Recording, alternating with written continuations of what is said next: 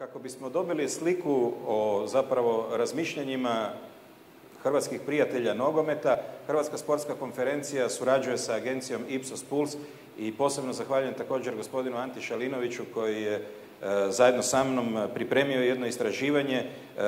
Telefonska je bila anketa, uzorak je bio 1200 ispitanika opće populacije.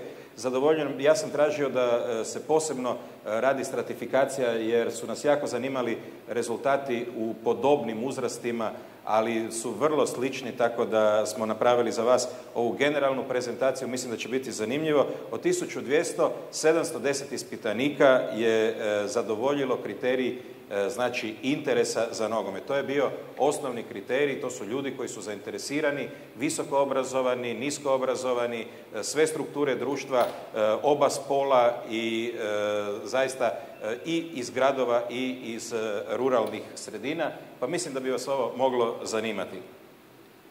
Prvo pitanje je bilo, jeste li za uspostavu regionalne nogometne lige klubova iz bivše Jugoslavije?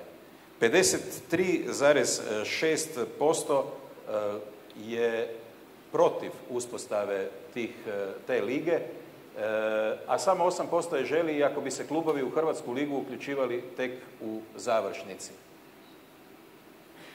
Postotak koji bi želio nešto što je nemoguće, to je odmah gospodin Vrbanović rekao, ako bi ti klubovi normalno igrali Hrvatsku ligu je 22,8%. Trećina ispitanika na pitanje, neovisno o vašem stavu o regionalnoj ligi klubova iz bivše Jugoslavije, mislite li da bi takvo natjecanje uopće bilo moguće regularno provesti? 33%, odnosno 54% misli da takvo natjecanje uopće ne bi bilo moguće regularno provesti.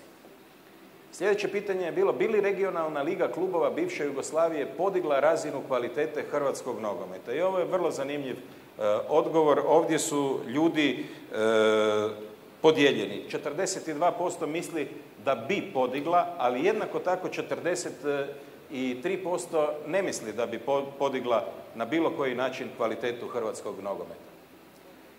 Biste li radije gledali utakmicu Dinamo Partizan u sklopu regionalne lige ili Dinamo Rijeka u sklopu Hrvatske lige? Mislim da je ovo vrlo ohrabrujući podatak za Hrvatsku nogometnu ligu, jer su ispitanici odgovorili njih preko 50% da bi radije gledali utakmicu Hrvatske nogometne lige Dinamo Rijeka. Kada pogledate sljedeće pitanje, rezultati su još puno dramatičniji.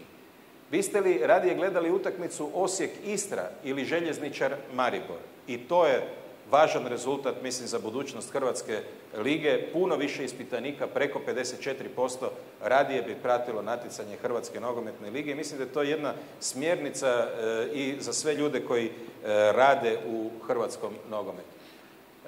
Mislite li da je veće suparništvo između Hajduka i Dinama ili Hajduka i Crvene zvezde? Tu je otprilike suparništvo Hajduka i Dinama nešto izraženije nego suparništvo Hajduka i Crvene zvezde. Ako bi se igrala regionalna liga, što bi vas najviše moglo ponukati da odete na utakmicu Dinamo-Crvena zvezda?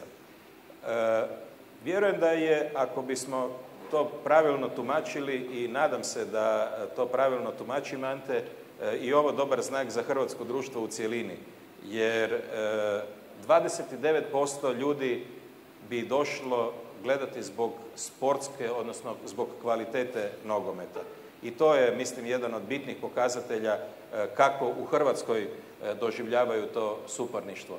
Na našu veliku sreću, ovih o kojima je Predrag pričao, o onima koji pišu komentare ispod tekstova, je 4% koji bi došli zbog navijačkih sukoba.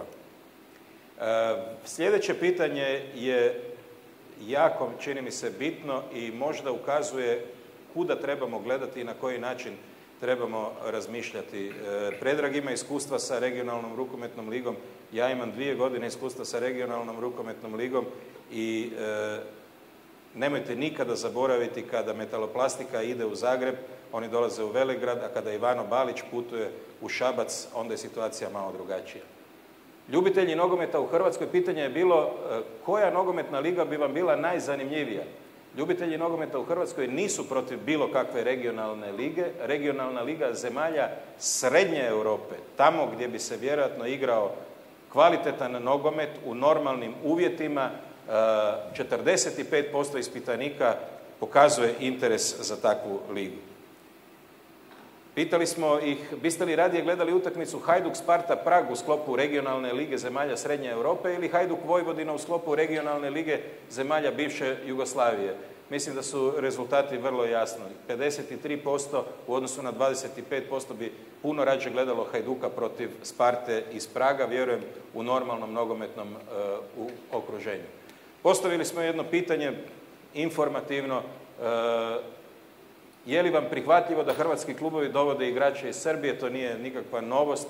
56% ispitanika u Hrvatskoj, odnosno ispitanika u ovoj anketi, kaže da nema ništa protiv toga, ali još uvijek je vrlo visok postotak ljudi koji su protiv toga, pa i to daje jednu sliku, baca određenu sliku na cijeli ovaj problem.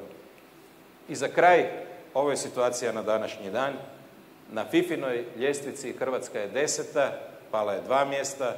Bosna i Hercegovina nakon pobjede protiv Slovačke pala 5 mjesta, sada je 18. Crna Gora je 27. Srbija je 41. Slovenija je 45. Makedonija je 89.